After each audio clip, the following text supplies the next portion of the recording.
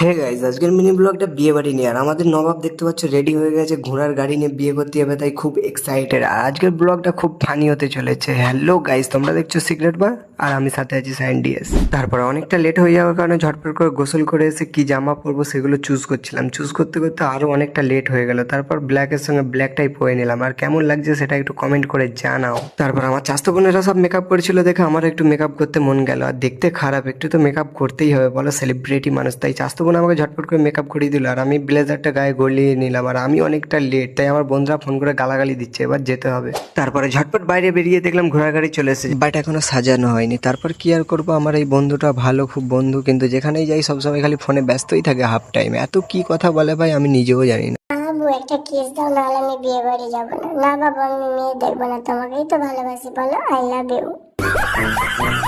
Finally বর ready হলো। So interesting part 2 coming soon. By.